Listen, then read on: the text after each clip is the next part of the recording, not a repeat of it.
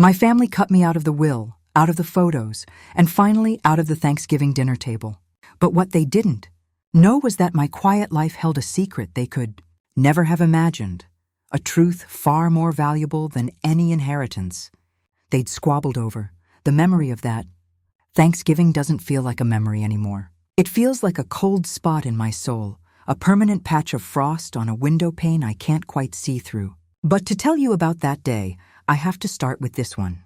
Right here, right now. The light in my living room is the color of old honey, a deep, golden amber that only seems to exist in the hour before dusk.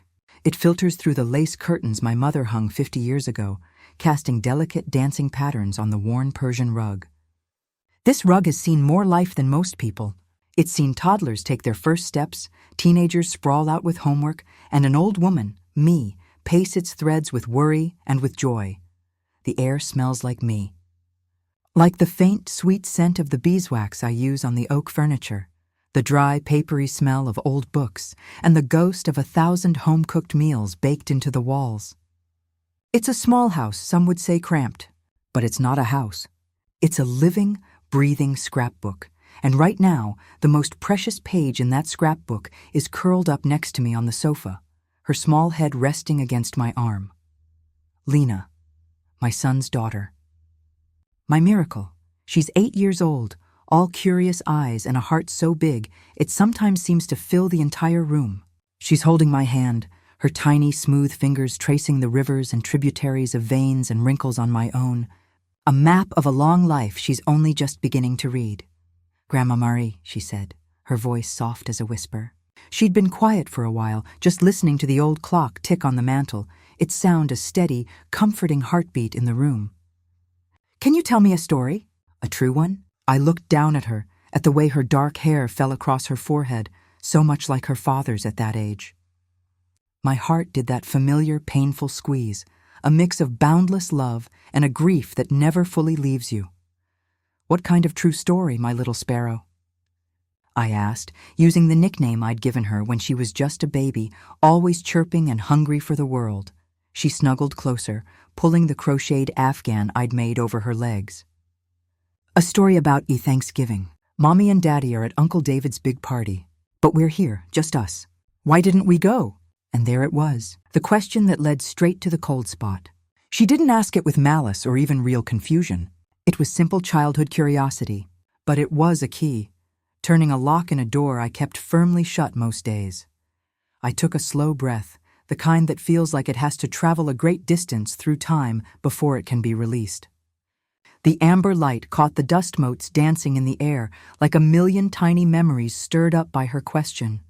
"Oh, Lena," I sighed, the sound older than I felt inside. "That's a long story. A story with some sad parts." "I don't mind sad parts," she said, her eyes wide and earnest. "Sad parts make the happy parts shine brighter. You told me that." A smile touched my lips, frail but real. "So I did." I squeezed her hand. "All right, my love. I'll tell you. It starts a long time ago, before your daddy was even born. It starts with a betrayal so quiet, I almost didn't hear it happen." Flashback, 45 years ago. The air was different then. It smelled of ambition and expensive perfume, a stark contrast to the simple scent of baking bread and clean laundry that filled my own little world. I was 25, standing in the cavernous, two-white living room of my parents' new house. My father's construction business had finally hit the jackpot, a series of lucrative city contracts, and they'd traded our cozy, rambling farmhouse for this sleek, modern monument to their success. Everything was angular and cold, from the chrome-legged furniture to the smile on my mother's face. My younger brother David, 17 and already dripping with a sense of entitlement that new money seems to brew so well, was spinning a glossy brochure on his finger. It was for a business degree at some out-of-state university. "The initial investment is substantial, of course," my father was saying, his voice echoing in the sterile space. He was looking at David, but his words were for me. I was the accountant, the numbers person, the one who had helped him balance the books when it was just him, a pickup truck, and a dream. "But the return will be phenomenal. We're setting you up for life, son." I remember the feeling of the plush, cream-colored carpet under my sensible shoes. I felt like an imposter, a smudge of the past on their pristine future. I was married then, to a good man named Arthur. We had a small apartment above a bakery, and we were saving every penny to buy a little plot of land. Our dreams were measured in acres, not stock options. "That's wonderful, David," I said, and I meant it. I loved my brother, despite his preening. He was my baby brother. I'd bandaged his scraped knees and helped him with his algebra homework. "You'll do great." My mother floated over, her silk dress whispering secrets. She patted David's cheek. "Our brilliant boy." Then she turned to me. Her eyes, the same shade of hazel as mine, didn't quite meet mine. They focused on a point just over my shoulder. "Marietta, dear, your father and I have been thinking about the future." I remember the silence that followed. It was a heavy, waiting silence. "With David's education and the expansion of the business," my father boomed, clapping a hand on David's shoulder, "we need to consolidate. Ensure the assets are protected, streamlined." I frowned. "What does that mean?" My mother's smile was a tight practice thing. "It means, darling, that we're restructuring the family holdings. The business, the properties, it all needs to be in one place, under one name. For simplicity's sake, the cold spot." I felt it then for the first time, a tiny freezing pinprick in my heart. "My name," David said, not boastfully, but as a simple statement of fact. He looked at me, and for a fleeting second, I saw a flicker of something like apology in his eyes. But it was gone before it could take root. "It just makes sense, Mari. I'm the son. I'll be taking over the business. You have Arthur. You'll have your own life. You have Arthur." As if my husband were a consolation prize, a sufficient replacement for my birthright. The years I'd spent answering phones, lugging material samples, working late into the night to help my father secure those first loans, they evaporated in that moment. They became invisible ink on a contract I never knew I'd signed. "The farmhouse," I whispered, thinking of the home I'd grown up in, the land that had been in our family for generations. It was supposed to be mine. My father had told me so 100 times, sitting on the back porch as the fireflies came out. "This land sees you, Marietta. It knows your heart. It'll be yours to care for one day." "Sold," my father said, the word final as a judge's gavel. "The proceeds are going into a trust for David's education and to seed his portfolio." I felt the world tilt. The betrayal wasn't a shout. It was a whisper, an administrative decision, a line item on a balance sheet. My past, my future, my sense of belonging, erased for the sake of simplicity. "I see," I said, my voice surprisingly steady. "The first lesson of many in burying your pain deep, deep down where no one can see it, tremble." My mother reached out, her hand cold on my arm. "Don't look so grim, Marietta. It's not personal. It's business and family. We're doing what's best for the family." That was the first time I heard that particular poison dressed up as virtue. "It's not personal. It's for the family." It would become their mantra, the justification for every exclusion, every slight, every act of quiet cruelty that was to come. I left that cold White House and drove home to my warm, cramped apartment above the bakery. Arthur was there, covered in a dusting of flour. He took one look at my face and pulled me into his arms without a word. He held me while I cried, silent, angry tears into his shoulder. The smell of yeast and sugar, a comforting promise of a simpler, truer kind of life. "We have each other, Mari," he murmured into my hair. "We have our own dreams. We don't need their money. We have something better." And he was right. For a long, long time, he was right. Present-day Lena's small hand tightened around mine. "That was mean, Grandma," she whispered, her voice thick with unshed tears for a past she never knew. Why were they so mean? I looked out the window, where the amber light was deepening into twilight. The memory felt so sharp, so immediate, it was a wonder it didn't cut me. "Oh, sweetheart, I don't know if it was meanness. Not at first," I said, choosing my words carefully. I didn't want to fill her heart with bitterness. It was a different way of seeing the world. To them, love was something shown with big gestures, with money and things. Your Grandpa Arthur and I, we believed love was in the small things, in the everyday. We built a life on that belief, a beautiful life, and we had. Arthur and I bought our land. We built this very house with our own hands, board by board, nail by nail. We had a son, Leo, Lena's father. We were happy. We were poor in the way my family defined it, but richer than kings in all the ways that mattered. But the world has a way of testing the foundations you build. What happened next? Lena asked, her curiosity a gentle tug, pulling the next thread of the story loose. Flashback, 20 years ago. The phone call came on a Tuesday. Arthur was gone. A heart attack, swift and silent, felling my strong, steady oak of a man while he was out chopping wood for the winter. The world didn't just tilt. It shattered. The pieces of my life, of our life, lay around me like shards of broken glass. Grief is a physical thing. It weights your limbs, fills your lungs with water, and paints the world in shades of gray. Leo was 16, lost and angry, and trying so hard to be the man of the house. My family came to the funeral. They were a splash of expensive black in the simple, crowded room of our local church. My mother hugged me, her perfume a cloying cloud. "Oh, Marietta," she'd said, her tone implying a tragic mistake. "What will you do now?" My father, older, grayer, but with the same booming voice, clapped a hand on Leo's shoulder. "You look after your mother, son. It's a man's responsibility." David was there too, with his new wife, Cynthia. He'd done well for himself. The business degree had paid off. He'd taken my father's company and turned it into a regional powerhouse. He drove a German car and wore a watch that cost more than my car. After the service, he pulled me aside. "Mari, listen, I know things are difficult. If you need anything, a loan to help get you back on your feet." It was offered with a sort of paternalistic kindness that made my skin crawl. A loan. From the brother who'd been given my inheritance as a starting gift. "We'll be fine, David," I said, my voice hollow from crying. "Arthur had life insurance. We have this house. We have what we built." He'd looked at me with something like pity. "This house? Mari, be realistic. What's this place worth? 100,000, maybe? That won't last long. Especially with Leo's college coming up. Let me help. I can give you a job. Reception at the firm. Something easy, reception." Me, who had helped build the foundations of that firm from the ground up. The offer was an insult wrapped in a favor. "Thank you, David," I said, the words ash in my mouth. "But no, we'll be fine." His pitying look deepened. He leaned in. "You always were so stubborn, so proud. It's not a sin to accept help from your family, Marietta. But it is a sin to offer help that demeans," I thought, but didn't say. I just nodded and walked away, back to my son, back to the shattered pieces of our life. That was the beginning of the great divergence. My path, one of quiet grief and determined survival. Theirs, a path of escalating wealth and social climbing.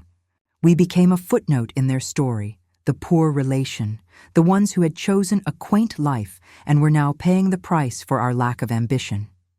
The invitations to family gatherings became less frequent. The Christmas cards stopped. When my mother passed away 5 years later, I found out from a posted obituary. I wasn't mentioned in the will. My father, who followed her a year after, left everything to David. To continue the growth and legacy of the family enterprise, the will stated, I was erased. A ghost in my own family, but I wasn't idle. Grief had hollowed me out, but it had also left a space for a fierce, burning determination. Arthur's life insurance policy had been modest, but it was enough. Enough to pay off the mortgage on our land. Enough to live simply, and I had a secret.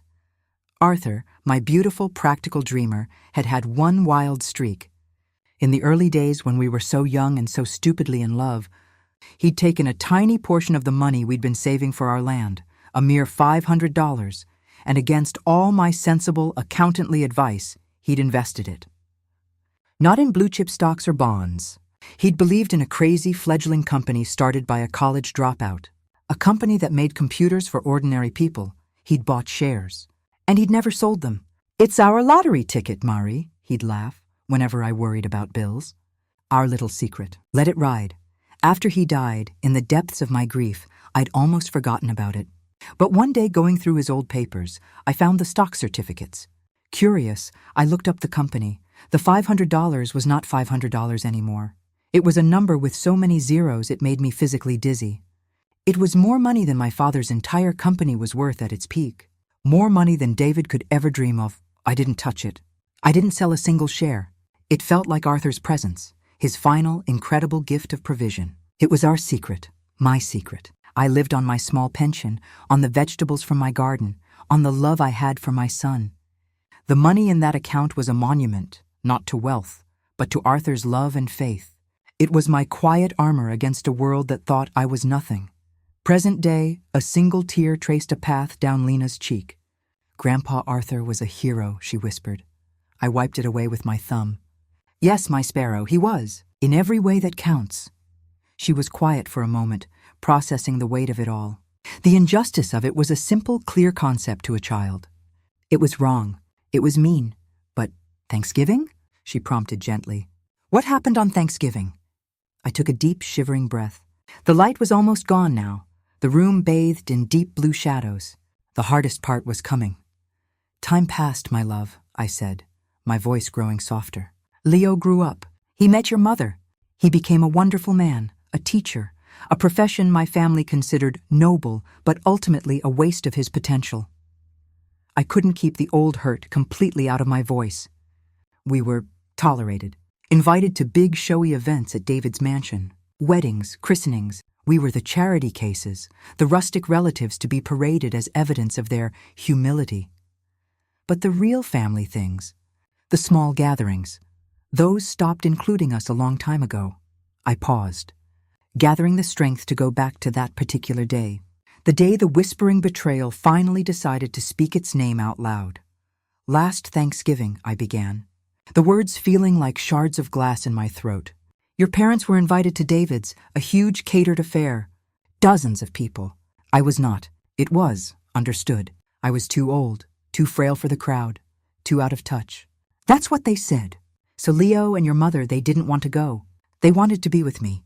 But I insisted. I didn't want to be the reason for a rift. I told them to go, to take you, to have a good time." Lena nodded, remembering. "There was a big turkey and a chocolate fountain. Uncle David has a big TV," I smiled faintly. "I'm sure he does, sweetheart." "But you said you were okay," Lena said, her small face furrowed with a confusion that was about to turn into understanding. "You said you wanted a quiet day." "I lied," I said simply, the admission a relief after all this time. A grandmother is allowed to tell a small, loving lie to her family to make their day easier. I thought I would be okay. I made a small turkey breast for myself. I mashed some potatoes. I put on my best apron. I set the table for one. The image of that single place setting flashed in my mind. The loneliness of it was a physical ache, even now. "And then," I said, my voice dropping to a near whisper, my phone began to buzz. Lena's eyes were wide, glued to my face. She knew what was coming. She'd seen the aftermath. It was them, I said. "Your Uncle David, your cousins, everyone, they were posting pictures." So many pictures. A live stream of their perfect, beautiful, abundant Thanksgiving. I closed my eyes. And I was back there, in my quiet kitchen, the smell of my solitary meal growing cold, watching my phone screen light up with a celebration I wasn't good enough to be a part of. The story has only just begun.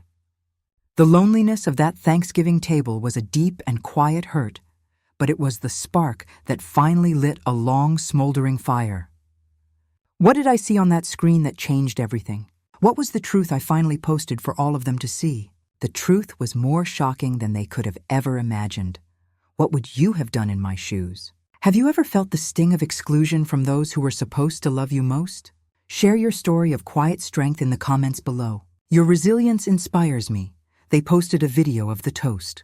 My brother David, his voice slick with expensive whiskey and self-congratulation, raised his glass to family, the one thing you can always count on. The camera panned across the laughing, oblivious faces of everyone I loved, everyone who had left me behind. That was the moment I decided their feast of fools needed an uninvited guest.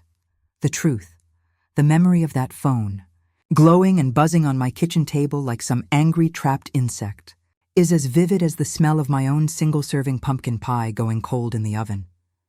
Lena nestled closer into my side on the sofa, her small body a warm anchor in the cold sea of that memory. The room was dark now, save for the soft, orange glow of the fireplace I'd lit against the deepening twilight. The dancing flames painted shadows on the walls, making the photographs of Arthur and a young Leo seem to sway and breathe. What did the pictures show, Grandma Marie? Lena asked, her voice small in the large, quiet room. I took a slow breath, the scent of burning oak a comforting, solid thing. Oh, my sparrow. They showed everything. Everything I was missing. Flashback, last Thanksgiving.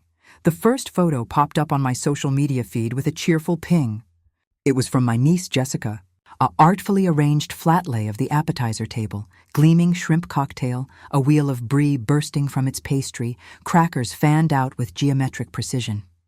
The caption, feast mode, activated, family, Thanksgiving. Blessed. I remember a hollow laugh escaping my lips. Blessed. The word seemed to curdle in the air, then another.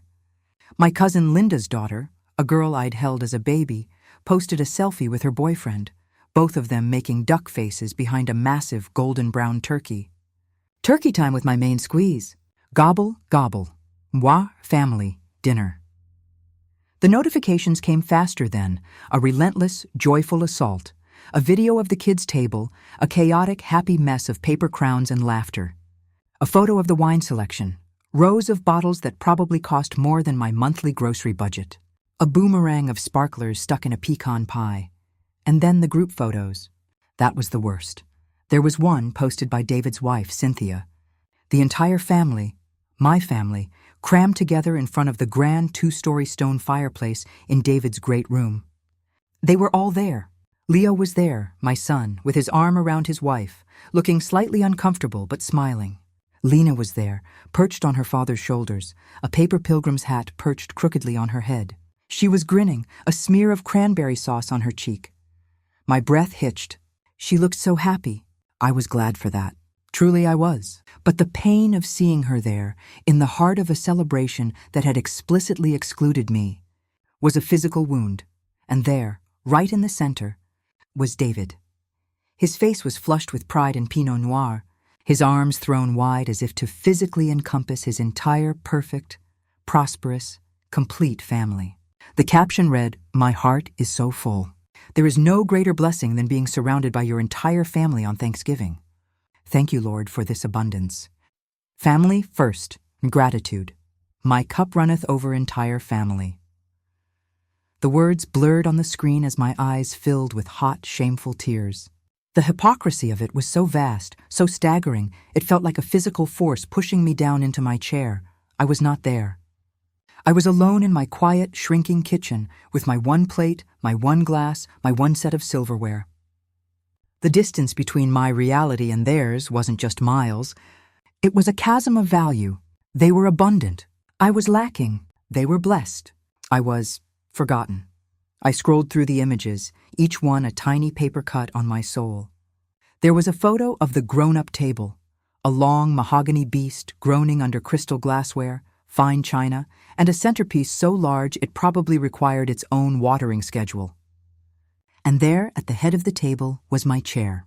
The chair that had always been mine at family gatherings, even the strained ones at David's house.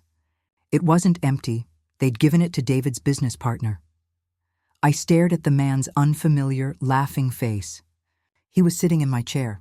The symbolic erasure was now complete, documented, and posted online for the world and for me to see.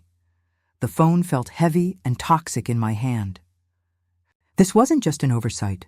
This was a message, a deliberate, cruel reaffirmation of my place, or lack thereof, in the family hierarchy. They hadn't just forgotten me. They had replaced me. A coldness settled over my grief, a sharp, clear ice that stopped the tears. This was no longer about self-pity. This was about evidence, and then the video started auto-playing. David, clinking a fork against his crystal flute. The room hushed. "I'd like to propose a toast," he said, his voice oozing a warmth I knew was reserved for performance. "To family, the one constant in this crazy world. The people who stand by you, through thick and thin. The people you can always, always count on." The camera panned across the room. It lingered on Leo, who gave a tight, awkward smile. It swept over Lena, waving a drumstick. It captured all the nodding, smiling, agreeing faces. My brother's words hung in the air, a beautiful, perfect lie. The people you can always count on. I thought of the years, The years of being the reliable one, the one who showed up, the one who remembered birthdays and sent cards and asked how the job was going. I thought of the sacrifices made for the sake of family that only ever seemed to flow in one direction. And I looked at my brother's face, so full of smug, unearned virtue. That was the moment. The coldness in my chest ignited into a clean, hot flame. It wasn't rage, it was clarity. They were toasting to an idea of family that didn't exist. They were celebrating a fiction, and they had invited me, the living, breathing rebuttal to that fiction, to watch it all online from my solitary kitchen. Well, if I was invited to the show, I decided I would participate. I would give them a truth for their toast. Present-day Lena was crying softly now, not with the loud sobs of a child, but with the quiet, heartbreaking tears of someone beginning to understand a deep and personal pain. "They were mean," she whispered again, but this time it was a statement of fact, not a question. "They were liars." I pulled her into my lap, her small frame folding against me. She was getting too big for this, but neither of us cared. "Shh, my love. It's okay. It's over now. But it hurts," she mumbled into my shoulder. "It hurts my heart for you." Her empathy, so pure and fierce, was a balm on the old wound. "I know, Sparrow." It hurt my heart too. But you know what? That hurt was important. It was the fuel I needed to finally stop being quiet. "What did you do?" she asked, pulling back to look at me, her wet eyes wide with a mix of dread and anticipation.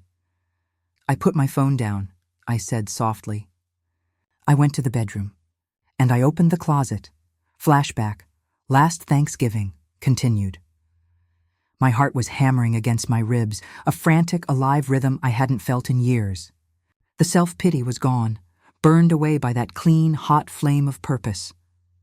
I walked past the single-place setting at my table, past the congealing turkey and gravy. I didn't look at it. It didn't matter anymore. In the back of my bedroom closet, behind a stack of sweaters that still smelled faintly of Arthur, was an old, fireproof lockbox.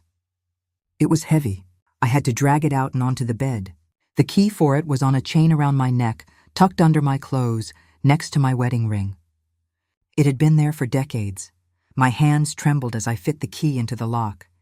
The click it made was loud in the silent house. Inside, there was no jewelry, no stacks of cash. There were memories. Our marriage certificate, Leo's first pair of baby shoes, impossibly tiny, a bundle of love letters from Arthur, tied with a faded ribbon, and at the very bottom, in a simple manila folder, were the papers. The stock certificates, brittle with age, their paper a faded cream color, and the most recent quarterly statement from the investment firm that managed the portfolio. I hadn't looked at it in a year. I didn't need to. The number was seared into my brain, a constant, unbelievable secret I carried. But I needed to see it now. I needed the physical proof in my hands. I pulled out the statement.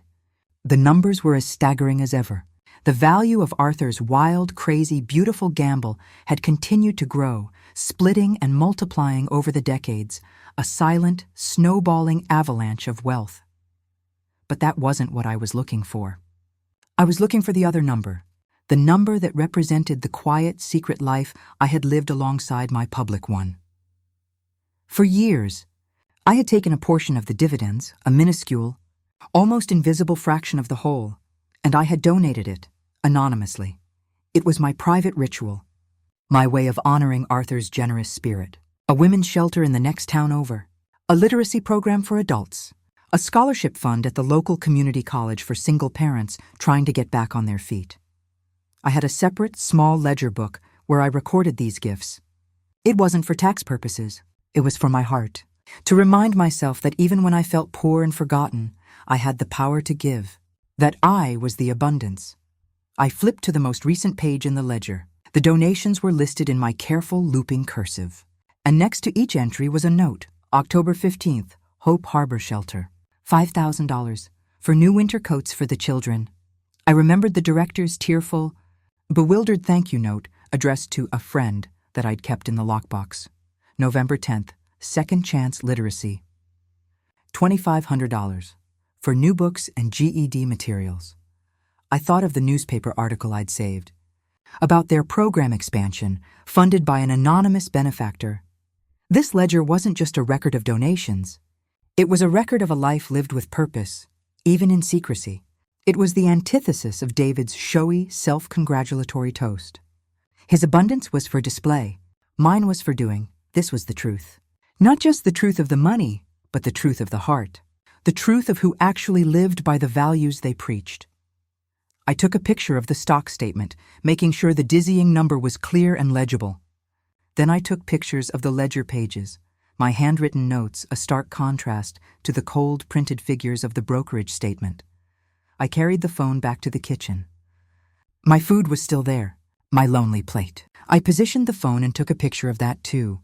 The simple sad meal, the empty chairs. Then I opened the social media app. The notifications were still pouring in. Another group photo, another toast. My fingers hovered over the screen. What would I say? How could I possibly condense a lifetime of betrayal, of sacrifice, of hidden strength into a single post? I didn't need to write a novel. I just needed to post the evidence. I created a new post.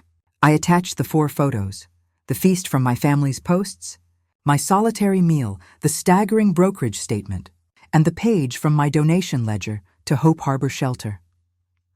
My brother had toasted to family, the one thing you can always count on. I typed my caption. It was simple. It was calm. It was the quiet, devastating truth. My family is feasting together today. I was not invited.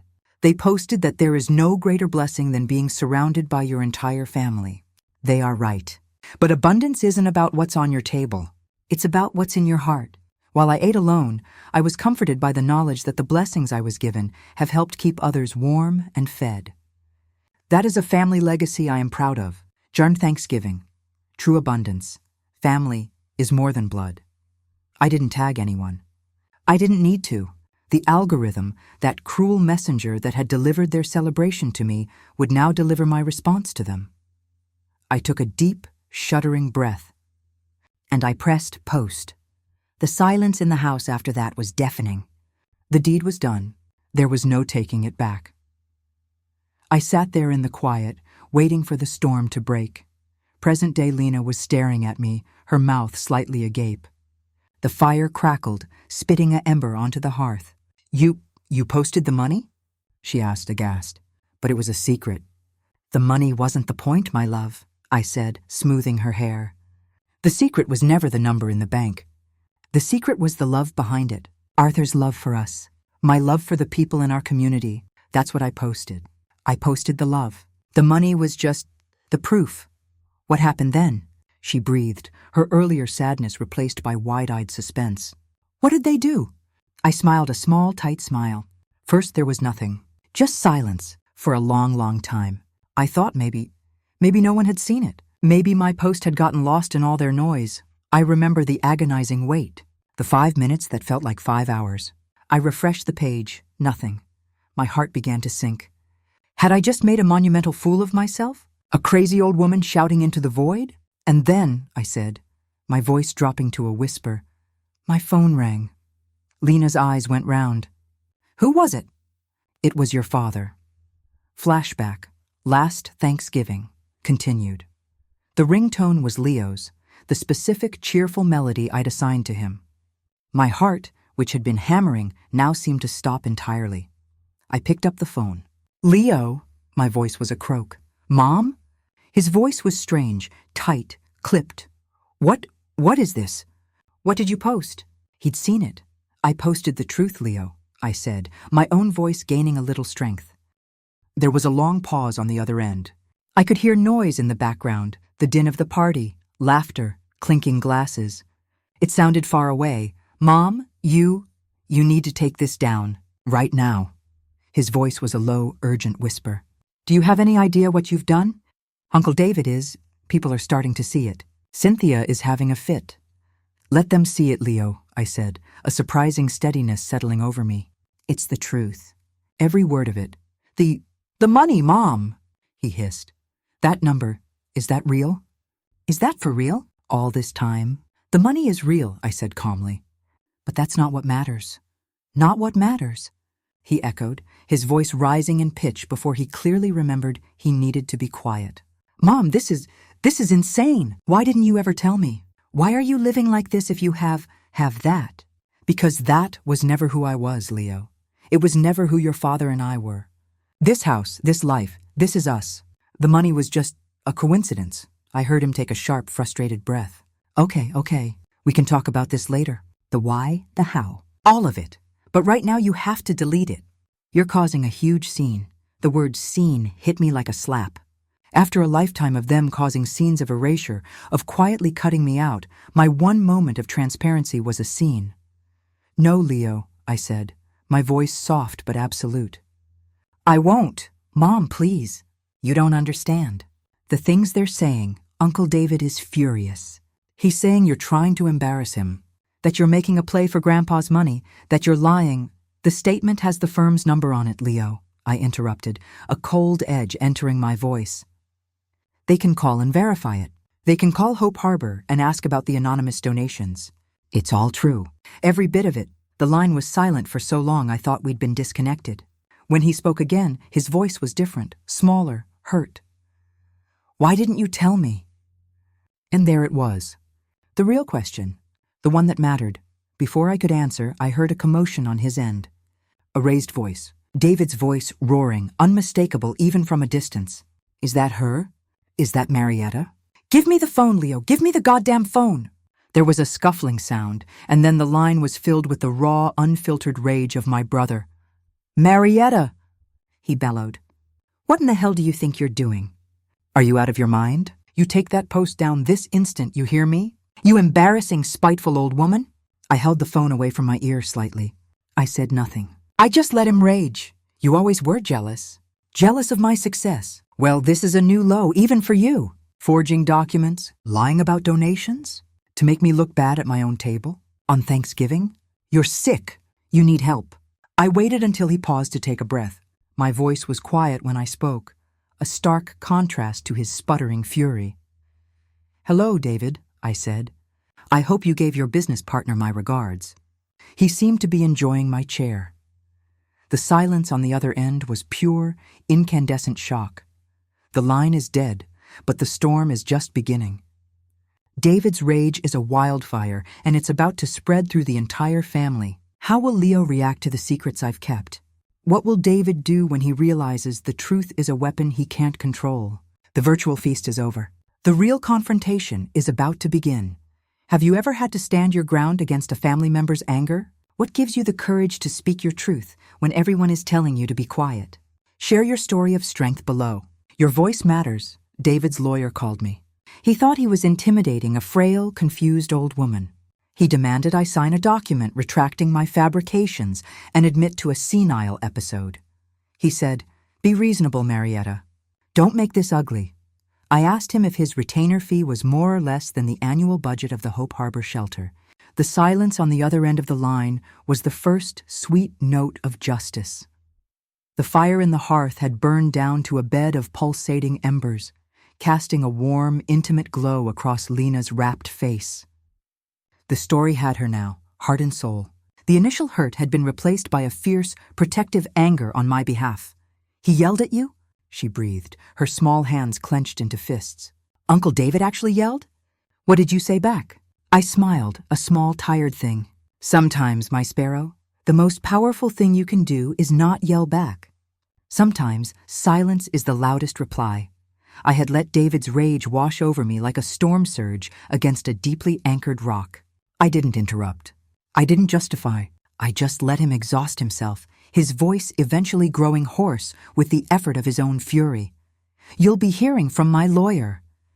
He'd finally snarled, the words a cliché he probably thought sounded powerful. "I look forward to it, David," I'd said, my voice calm. "Tell him to bring a calculator. The numbers are quite large." Then I'd hung up. The phone had immediately begun ringing again, a frantic staccato rhythm.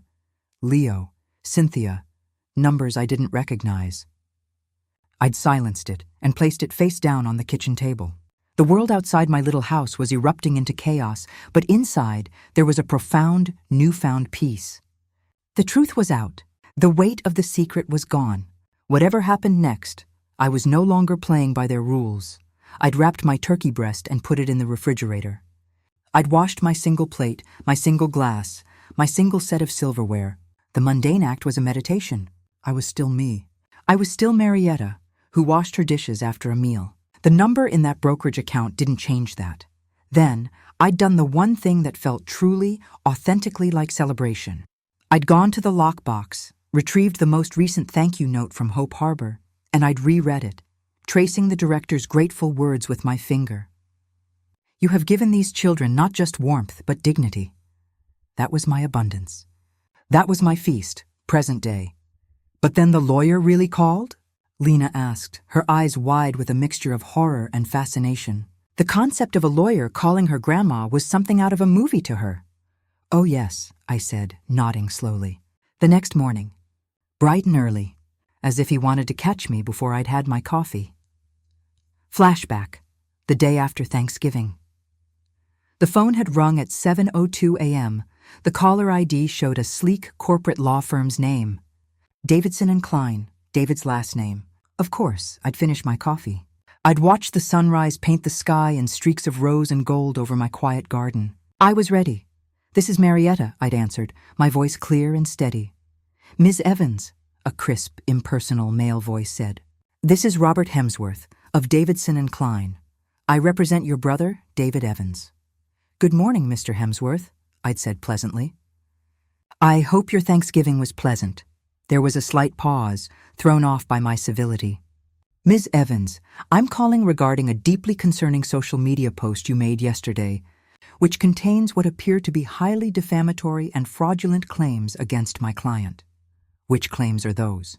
I asked, as if I were inquiring about the weather. "The claim that I wasn't invited to Thanksgiving dinner? I assure you that is true. The claim that I have made anonymous donations to charity? That is also true. Or are you referring to the document from my financial institution? I can assure you that is authentic." Another pause, longer this time. I could almost hear him shuffling papers, recalibrating. He'd expected a flustered, frightened old woman. He was not getting one. "My client is prepared to be exceedingly generous in this matter," he said, his tone shifting to one of condescending reasonableness. "He is deeply concerned for your well-being.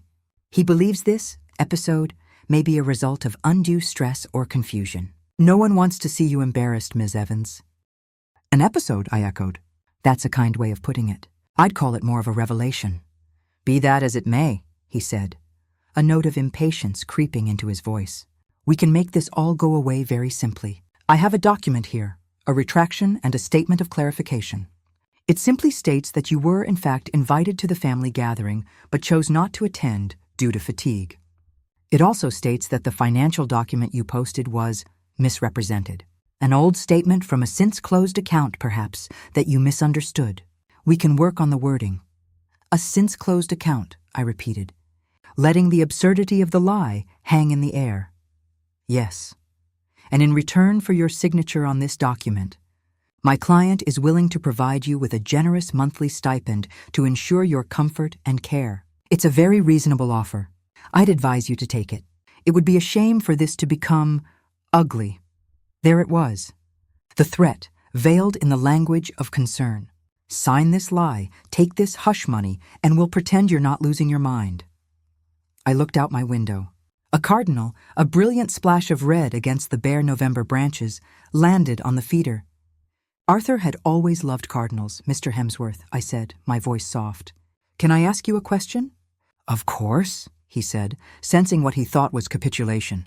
"What is your hourly retainer fee?" "A ballpark figure. Is it more or less than the annual operating budget for the Hope Harbor Shelter for Women and Children?" The silence on the other end of the line was absolute. It wasn't just silence. It was a void. I had completely short-circuited his professional script. I had introduced a variable his world of billable hours and legal threats couldn't process. Morality. I beg your pardon?" He finally stammered. "The shelter," I repeated patiently. "It's a wonderful place. They operate on a shoestring. They give women a safe place to sleep, food for their children, help them find jobs. Last year, their entire budget was just under $250,000, a sum my brother probably spends on landscaping for his mansion. I was just wondering how your fees compare." "Ms. Evans, that is hardly relevant to—" "It's entirely relevant," I interrupted gently. You are asking me to lie about the existence of money that has, for years, helped keep the lights on at that shelter. You are asking me to betray those women and children for a stipend from a man who believes buying my silence is generous.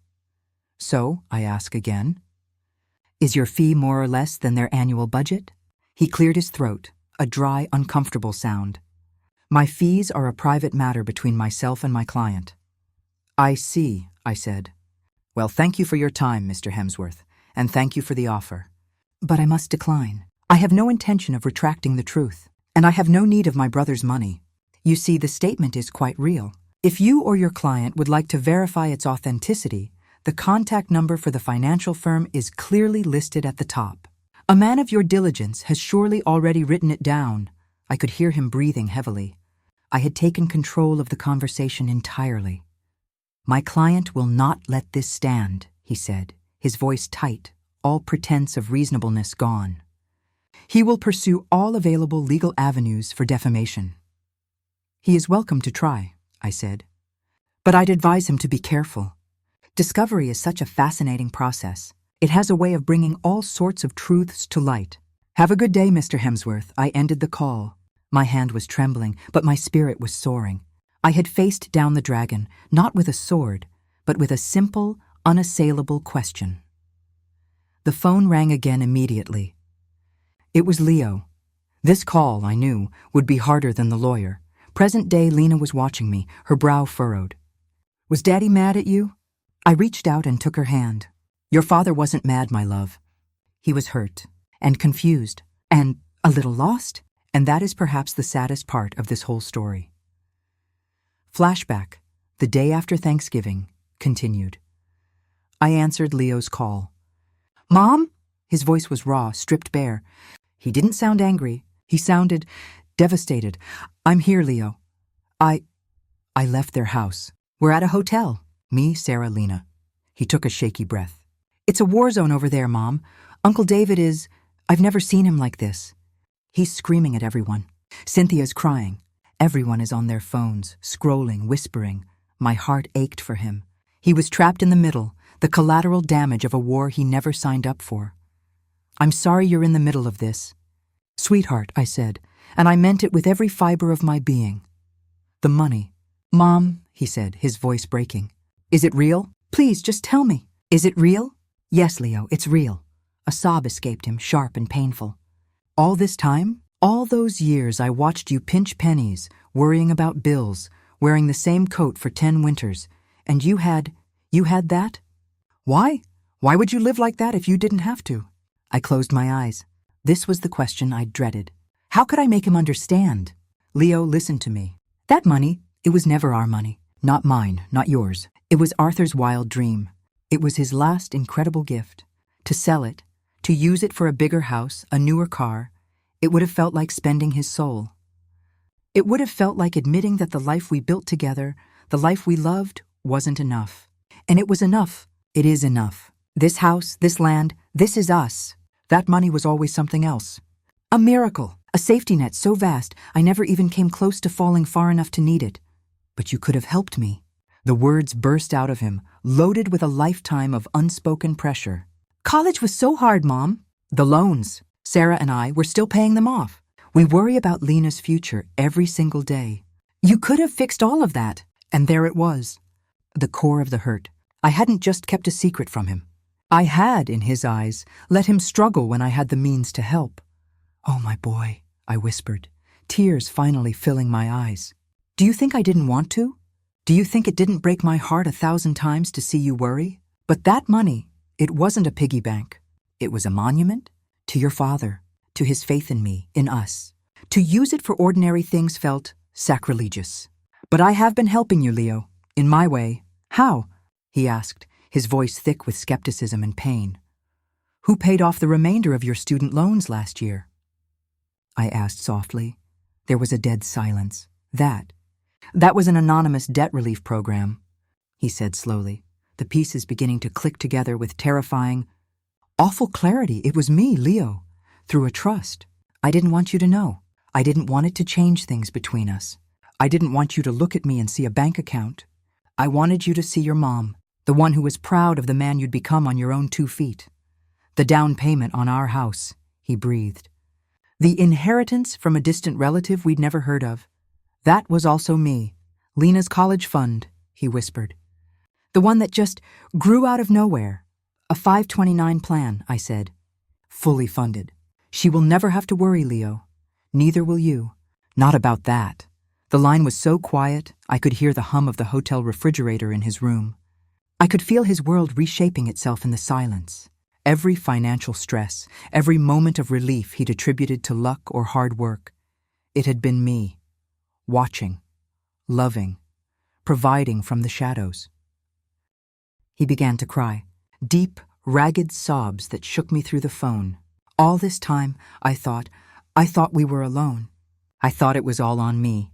You were never alone, I said, my own tears falling freely now. Not for a single second. I was always there. I was just in the background. Your father and I, we were always there. Why didn't you trust me? He wept. Why didn't you tell me? It wasn't about trust, my love, I said, my heart breaking for him. It was about love. I wanted you to have the pride of building your own life, just like Arthur and I did. I wanted you to have the joy of the struggle, because the struggle is where you find out who you are. The money was just a tool.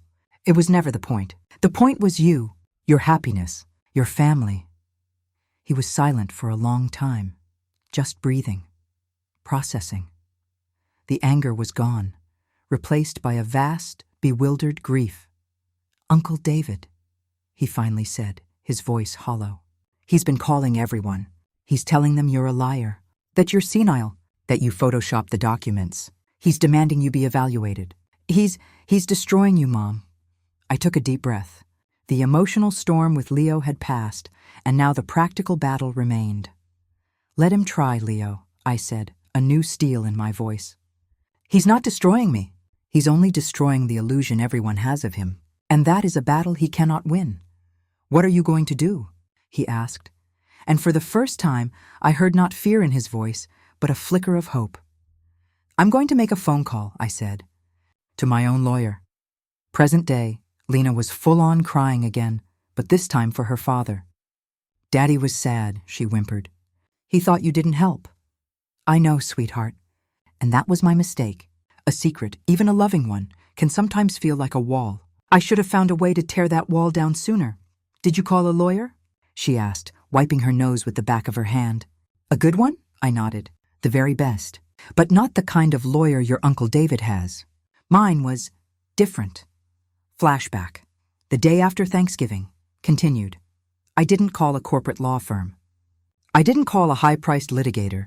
I called Eleanor Vance. Eleanor was 85 years old, sharp as a tack, and had been the toughest estate attorney in the state for 50 years before she'd semi-retired. She was a friend. We'd met years ago at the library, bonding over a love of historical novels and a distaste for nonsense. She was the only person outside of my financial advisor who knew the full extent of my situation. I'd needed help setting up the trusts for Leo and the anonymous donations, and Eleanor was the soul of discretion and integrity. I called her at home. Marietta, she'd answered on the second ring. Her voice was like gravel and velvet. I was wondering when I'd hear from you. Saw your post? A masterstroke. How's the fallout? I couldn't help but laugh. Leave it to Eleanor to cut to the chase. David's lawyer called, threatened defamation, suggested I was having a senile episode. Leo is hurt and confused. And David is on the warpath. Standard playbook for a bully, Eleanor grunted. They can't fight the truth, so they attack the truth-teller's credibility. What do you want to do? I looked around my cozy living room at the photographs of my life, of my love. I thought of Arthur's secret, wild gamble. I thought of the women at the shelter.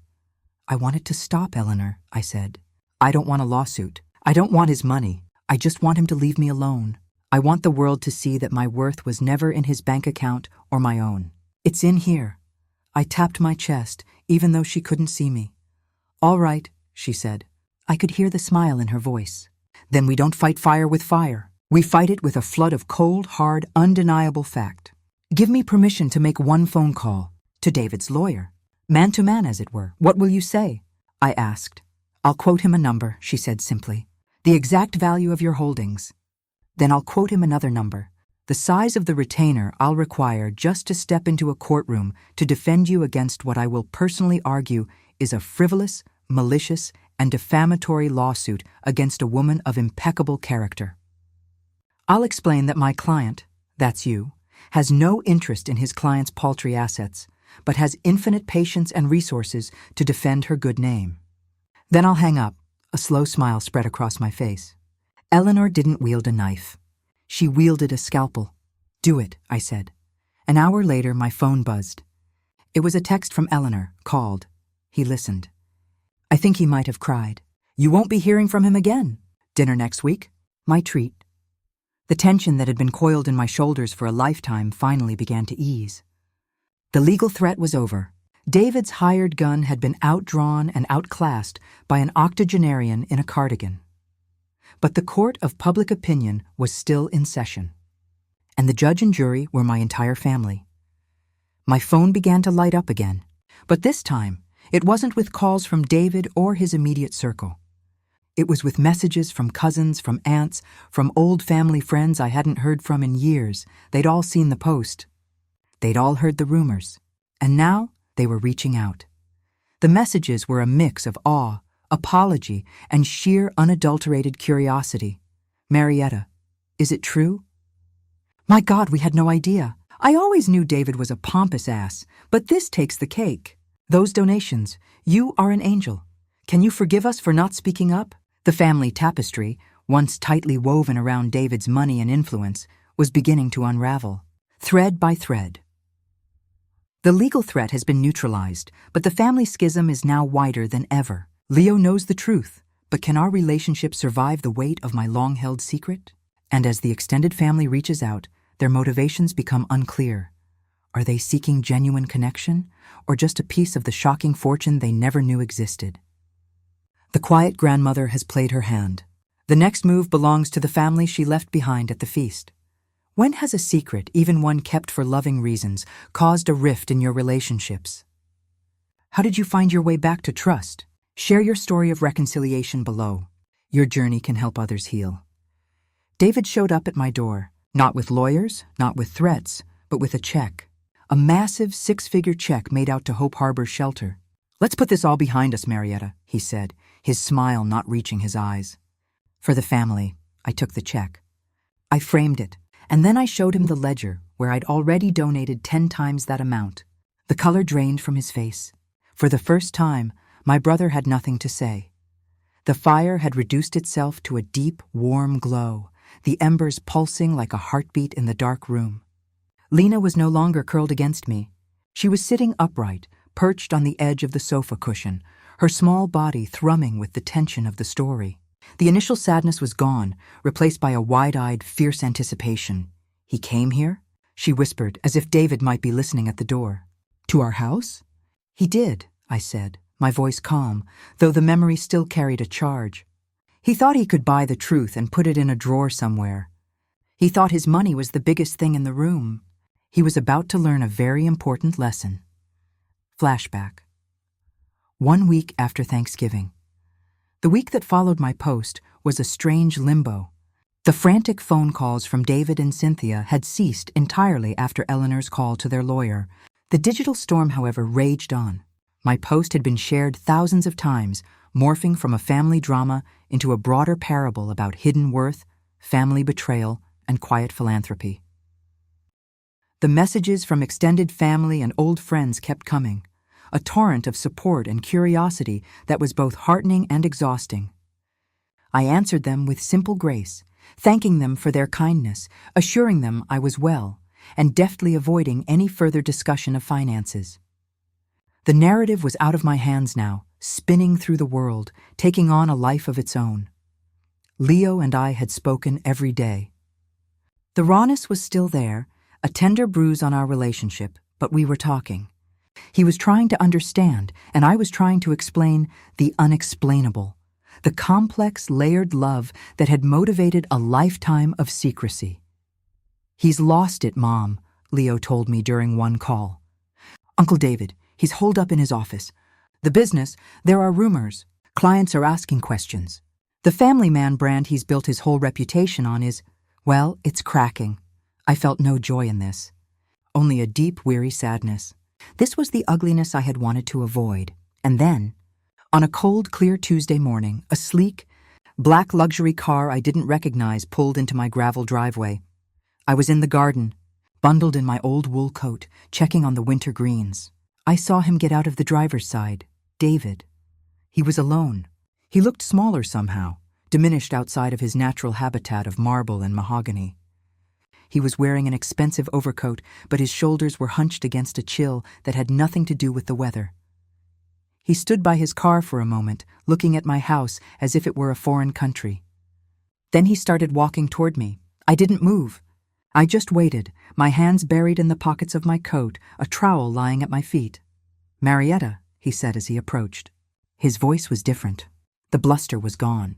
It was strained, cautious.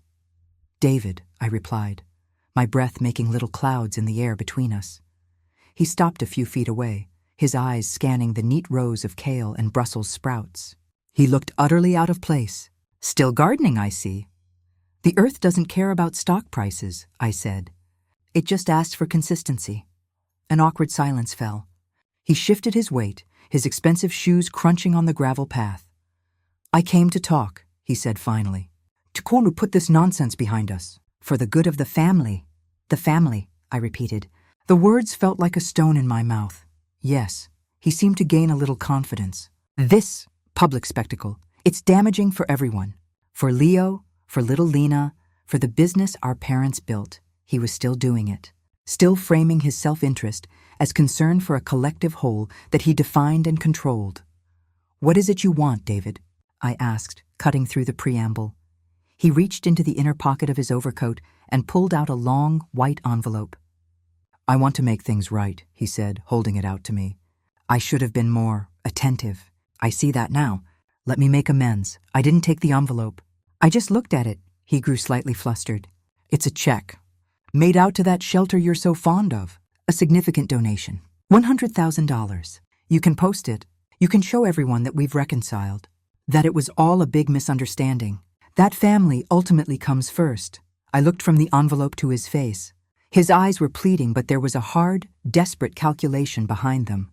This wasn't an apology. It was a transaction, a PR move. He was trying to use my own weapon, my philanthropy, against me, to rehabilitate his own image. A cold, clear certainty settled over me. This had to end, today. I reached out and took the envelope. A flicker of triumph crossed his features. He thought he'd won. He thought I was still the same sister who could be pacified with a pat on the head and a token gesture. "Come inside, David," I said, my voice quiet. "It's cold out here." He followed me into my home, his eyes darting around, taking in the familiar, modest surroundings with what I'm sure was a sense of bewildered superiority. How could someone who lived like this have humiliated him so completely? I gestured for him to sit at the small wooden kitchen table where I'd eaten my Thanksgiving meal. He looked at the chair as if it might soil his coat, but he sat. I didn't offer him tea. I placed the unopened envelope on the table between us. $100,000 is very generous, David, I said. "It's the least I can do," he said, spreading his hands. "For family." I turned and walked to the living room, to the bookshelf next to the fireplace. I pulled down the large leather-bound ledger. I brought it back to the kitchen and placed it on the table next to his envelope. It was heavy with the weight of all its entries. "What's that?" he asked, a note of suspicion in his voice. "My ledger," I said simply. I opened it. I didn't flip to the most recent pages. I turned to the very first entries from decades ago. My handwritten notes, neat and precise. Small amounts back then. $50. $100. Donations to the local library, to the animal shelter. I began to turn the pages slowly, letting him see the history of it. The amounts grew over the years as Arthur's lottery ticket silently multiplied. $200, $500, $1,000. The names of the charities changed, but the purpose was constant. His eyes scanned the pages, his face a mask of confusion. He didn't understand what he was seeing or why I was showing him. I turned to a page from 5 years ago. I pointed to an entry, Hope Harbor Shelter, $25,000, security system upgrade, then another, from 3 years ago, Hope Harbor Shelter. $40,000. Children's Program Endowment. Then another, from last year. Hope Harbor Shelter. $75,000. Roof replacement and van purchase. I turned to the most recent page. The entry from just a week before Thanksgiving. Hope Harbor Shelter. $110,000. Annual operating grant. I looked up at him. His face was pale. He was finally starting to see the scale, the consistency. This wasn't a one-time reactive donation for show. This was a lifelong practice, a discipline of giving. Your check, I said softly, tapping the white envelope, would be a wonderful donation. It would be the largest single gift they'd ever received. From you. I let that hang in the air for a moment. But this, I said, my hand resting flat on the ledger, on the history of my quiet, anonymous giving. This is what actually keeps their doors open. This is the promise, not a headline, not a photo op, a promise, one I made to myself and to Arthur a long time ago. I turned a few more pages, my finger tracing down the lines of entries. I did some mental math, aloud. It looks like, over the past 10 years, I've donated just over $1,200,000 to Hope Harbor alone, I said, as if I were commenting on the weather. Your generous one-time gift of $100,000 would represent about, 8% of that total. The color drained from David's face. It was a slow, sickening retreat, leaving his skin a waxy grayish tone. His eyes were glued to the ledger, to the incontrovertible evidence of a generosity so vast, so embedded that his grand gesture was exposed as the hollow, cynical ploy it was. His money wasn't the biggest thing in the room. It wasn't even close. He opened his mouth to speak, but no sound came out. The bluster, the condescension, the arrogant certainty, it all crumbled to dust. He had nothing. No threat, no bargain, no leverage. The foundation of his entire world, the primacy of wealth and status, had just been vaporized by an old woman with a garden trowel and a book of handwritten notes. For the first time in over 50 years, my brother was completely, utterly silent. Present-day Lena was staring at me, her jaw practically on the floor. What did he do? She gasped. Did he yell? Did he leave? I shook my head, a small, sad smile on my face. No, my sparrow. He just sat there. He looked at that ledger for a long, long time, and then he did something I never, ever thought I'd see. Flashback. 1 week after Thanksgiving, continued. David didn't move. He didn't speak. He just stared at the open ledger as if it were written in a language he was desperately trying to decipher. The silence in my kitchen was profound. The only sound was the steady tick of the old clock on the wall, measuring out the seconds of his collapse. I watched him. I saw the muscles in his jaw working. I saw the way his hands, resting on the table, slowly curled into fists, then just as slowly relaxed, palms flat on the wood, as if he needed to steady himself. I felt no vengeance, no triumph, just a vast oceanic pity. My brother had spent his life building a palace, and he'd only just realized it was made of cards, and that I had been living in a fortress all along. Finally, he lifted his gaze from the ledger. He didn't look at me. He looked at the wall behind me, at a photograph of Arthur and me, young and laughing, standing in front of the frame of this very house. He knew, didn't he? David's voice was a rasp, stripped of all its former authority. Arthur. He knew about the money. He knew about the initial investment, I corrected gently. He never knew the scale it reached. He was gone long before that. David's eyes flickered to mine, and for a fleeting second I saw the ghost of the little boy I'd bandaged and helped with his homework. A boy who was scared and confused. All this time, he whispered. And you never wanted— I never wanted what you had, David, I said. I only ever wanted what was mine. My place, my respect, my dignity. You and Mom and Dad, you couldn't give me that. You could only give me things or take them away. But those things were never what mattered. He flinched as if I'd struck him. He looked back down at the ledger, at the proof of a value system so alien to him it might as well have been from another planet. The business, he said, almost to himself. The clients, the posts, they're asking questions. They're saying things. I know, I said. I'm sorry for that. It was never my intention to harm the business, only to stop the harm to me. He finally looked at me, and his eyes were bleak. It's too late for that. He pushed back from the table, the legs of his chair scraping loudly against the floor. He stood up, his movements slow, heavy, like an old man. He didn't pick up the envelope containing the check. He left it there, on the table, a worthless token. He walked to the door and paused with his hand on the knob. He didn't turn around. "He'd be proud of you," David said, his voice so low I almost didn't hear it. "Arthur, he'd be so damn proud of you." And then he was gone.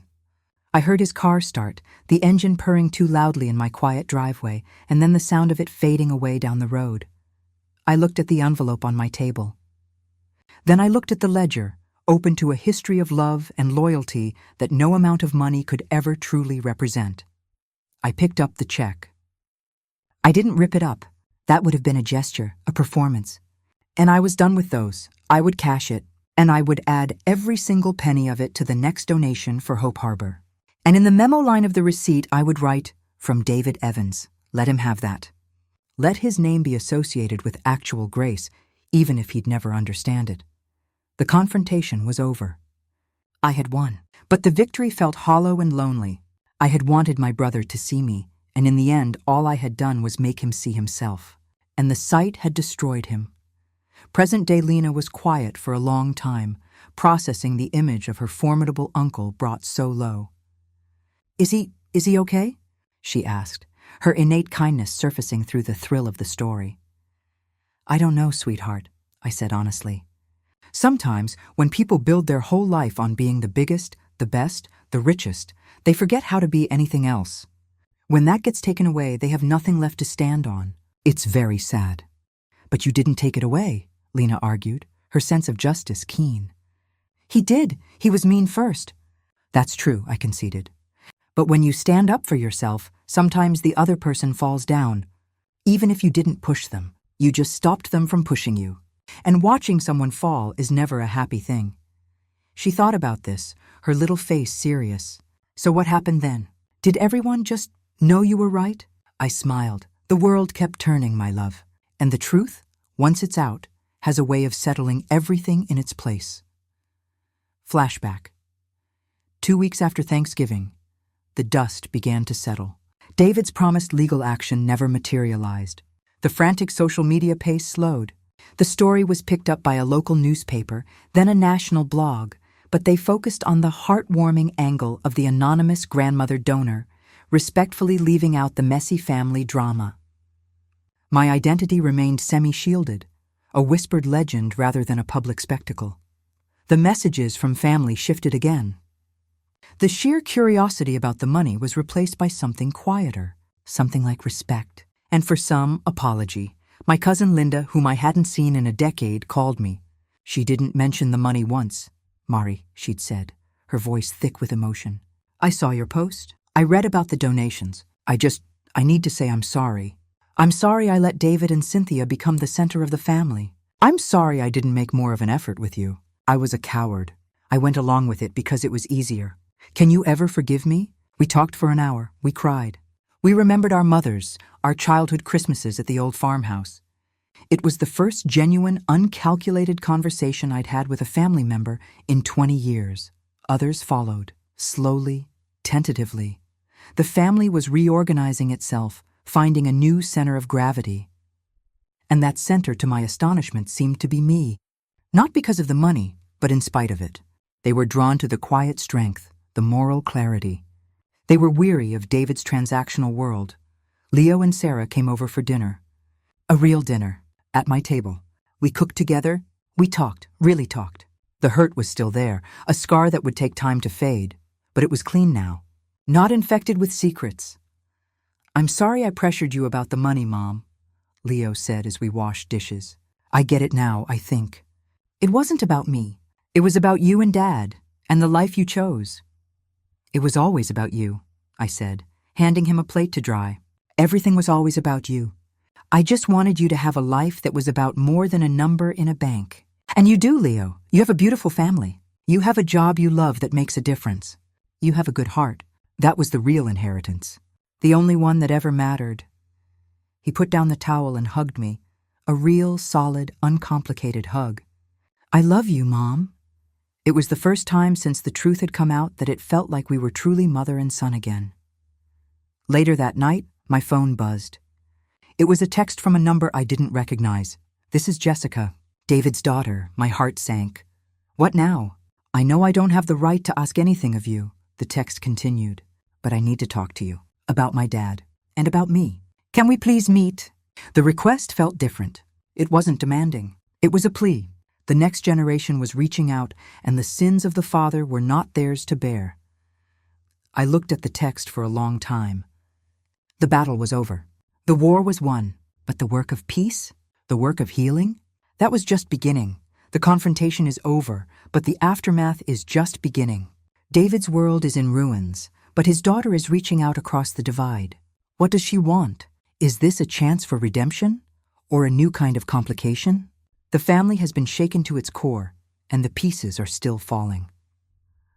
The quiet grandmother has found her peace, but can she now become a bridge for the family that once left her behind? Has your family ever faced a rift that seemed impossible to heal? What was the first step you took toward reconciliation? Share your story of forgiveness and hope in the comments. Your courage can light the way for others. A year later, we all gathered for Thanksgiving. Not at David's mansion, but in my small, cozy home. The table was extended with folding tables, the chairs were mismatched, and the air smelled of pine and roasted turkey, not perfume and pretense. David stood up to speak, his hands trembling. He didn't toast his success. He apologized. And then he passed the carving knife to me. "The head of the family," he said. And for the first time, he meant it. The fire had burned down to ashes, leaving behind a deep, comforting warmth that filled the room. The story was told, the emotional journey from the cold isolation of that first Thanksgiving to this moment of quiet conclusion lay between us, a shared, sacred space. Lena was no longer a child listening to a story. She was a witness to a legacy. Her tears had dried, leaving tracks on her cheeks that glistened in the dim light. She held both of my hands in hers, her grip surprisingly strong. "He apologized?" she whispered, her voice full of awe. "And we all had Thanksgivings here?" "Yes, my sparrow," I said, squeezing her hands. "Right here, in this room. And it wasn't an ending. It was a new beginning, the truest kind." Flashback, 1 year later. The message from Jessica, David's daughter, had been the first thread of reconciliation. We met at a small, neutral coffee shop in town. She was a lovely young woman in her late 20s, with her father's eyes but none of his hardness. She was nervous, twisting a paper napkin in her lap. "Aunt Marietta," she began, her voice soft. "First, I am so sorry. For everything. For what my father did.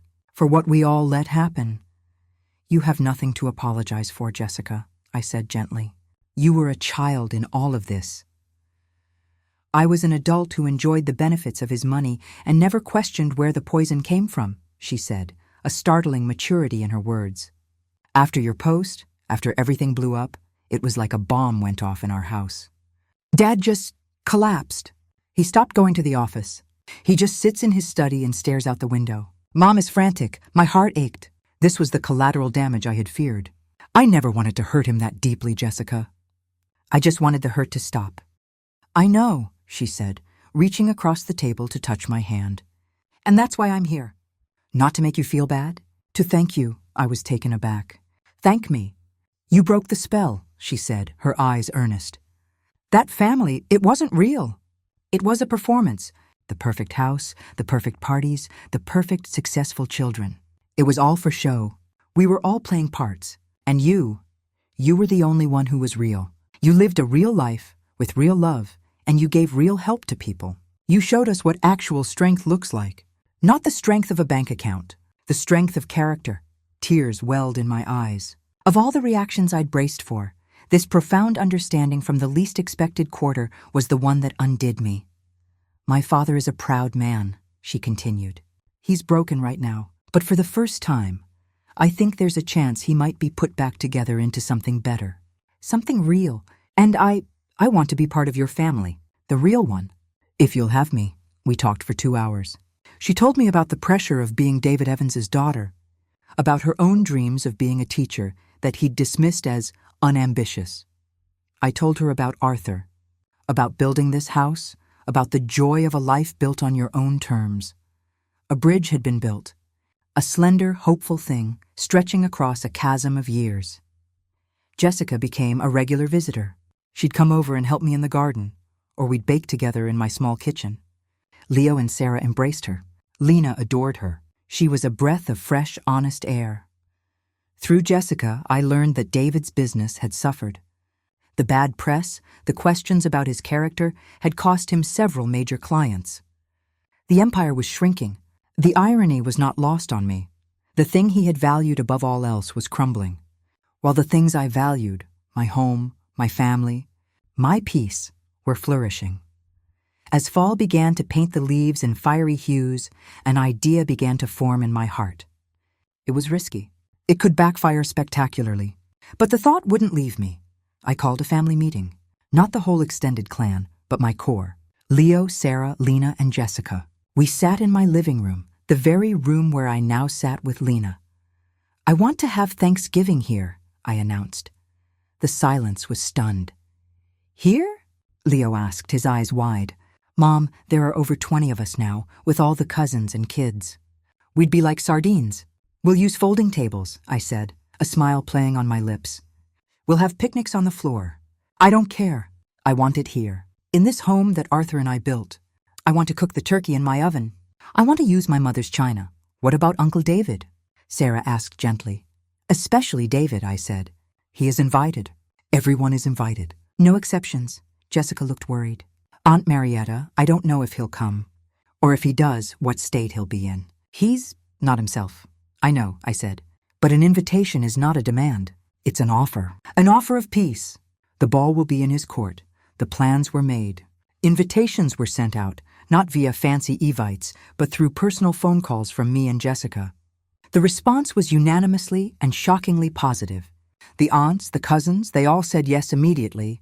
They were hungry for this, for something real. The only unknown was David.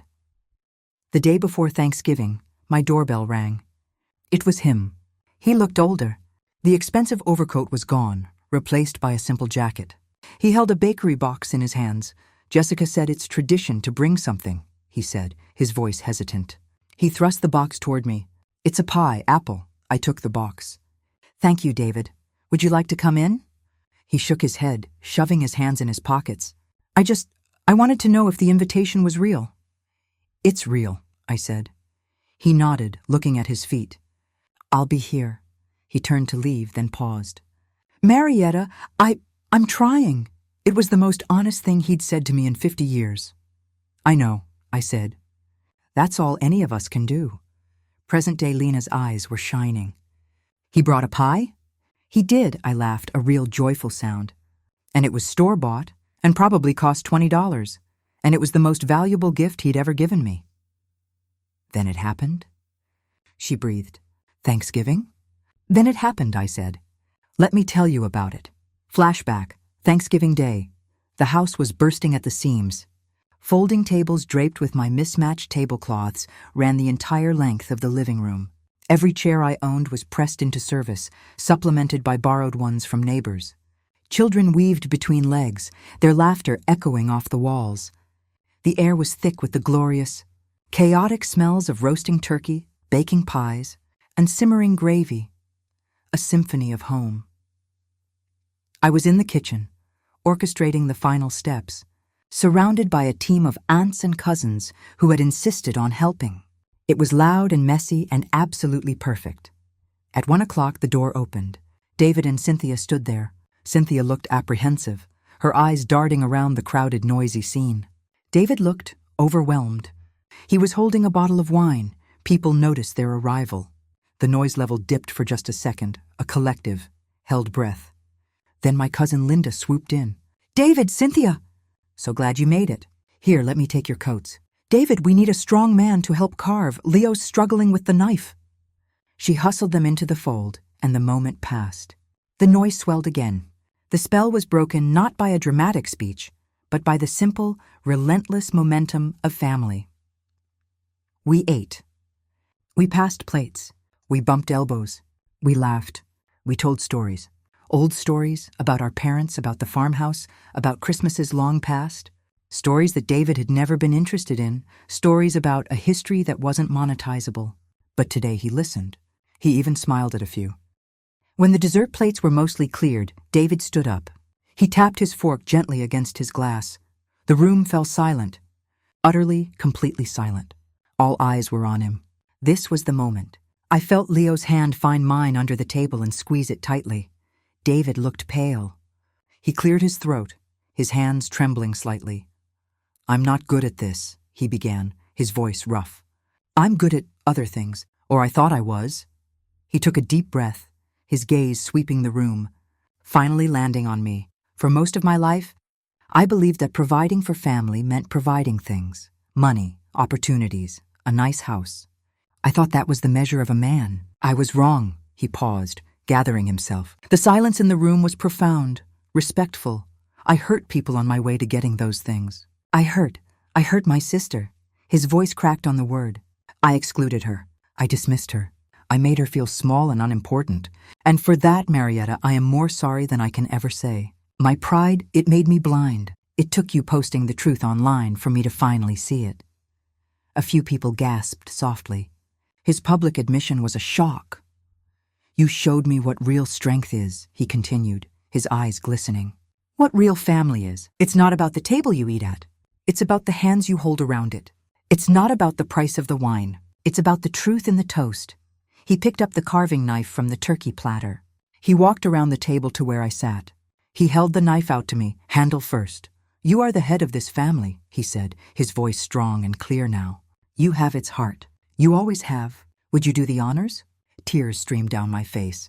I looked around at my family, my real, messy, beautiful, flawed, and finally whole family. I saw Leo beaming with pride. I saw Sarah dabbing her eyes. I saw Lena watching with wide, understanding eyes. I saw Jessica nodding at me, her smile radiant. I took the knife from my brother. Not in victory, but in acceptance. I would be honored, I said, and as I stood to cut the first slice of pumpkin pie, the room didn't erupt in applause. It erupted in a sound infinitely more precious, the easy, comfortable, joyful noise of conversation starting up again. The moment of healing was over. The living of life had begun. Present day, Lena launched herself into my arms, hugging me tightly. I remember that, she said, her voice muffled against my shoulder. I remember Uncle David giving you the knife. I didn't know what it meant then, but I do now. I held her, rocking her gently. It meant that we had finally come home, my sparrow. All of us. We sat like that for a while, in the warm, dark quiet of the room, surrounded by the ghosts of our history and the bright, living promise of the future. So what happened after? Lena asked, finally pulling back. Is Uncle David nice now? I chuckled. Well, he's not selling his mansion and moving into a cottage, if that's what you mean. Old habits die hard, but he's trying. He sold the big construction firm. He started a smaller consulting business. He volunteers 1 day a week at Hope Harbor, moving furniture and sorting donations. He doesn't talk about it. Jessica told me. Wow, Lena whispered, trying to imagine her powerful uncle doing manual labor at the shelter. The money, I said, answering her next question before she could ask it. It's still there. It's still growing. But now it's not a secret. Leo and I manage it together. We've set up a proper foundation, the Arthur Evans Foundation. We give grants to teachers for classroom projects, to shelters, to literacy programs. Your dad has a real gift for it. He sees needs I never would. We do it together, as a family. Lena snuggled back against my side, sighing a happy, contented sigh. The story had found its resting place. Grandma? She said after a moment. Yes, my love? Thank you for telling me. Thank you for not being quiet. I kissed the top of her head, breathing in the scent of her hair, shampoo and innocence and boundless future. Thank you for listening, Lena. That's how these stories live on. We have to tell them, especially the hard ones, especially the ones that show our scars, because scars aren't signs of weakness. They are proof that we healed, that we survived, that we learned how to love better. I looked around my cozy, crowded, love-filled home. That Thanksgiving, the one where I ate alone, it was the worst holiday of my life. But it was also a gift. It was the catalyst. It forced a reckoning. It forced a choice, to stay silent and small or to stand up in my own truth. I chose to stand. And when you stand in your truth, you give everyone around you permission to do the same. You never know how your courage will inspire others. Lena yawned, the emotional exhaustion of the story finally catching up with her. I love you, Grandma Mari, she murmured, her eyes fluttering closed. I love you more, my little sparrow, I whispered, pulling the Afghan over her. I sat there in the peaceful dark, holding my sleeping granddaughter, the keeper of my story now. The circle was complete. The pain of the past had been harvested, and from it we had grown a future rich with love, understanding, and a peace that was more valuable than any secret fortune. The truth had set us free. Thank you for joining me on this journey. Your tears, your anger, your hope, I felt them all as I told this story. If this tale resonated with you, if it reminded you of your own strength or inspired you to speak your truth, please share it. And if you have a story of resilience, of quiet justice, or of finding your own peace after a long struggle, I would be honored to hear it. Share your light in the comments below. Your story matters. It might be the very thing someone else needs to hear to find their own courage. While inspired by true events, this is a work of fiction, reimagined for the purpose of storytelling.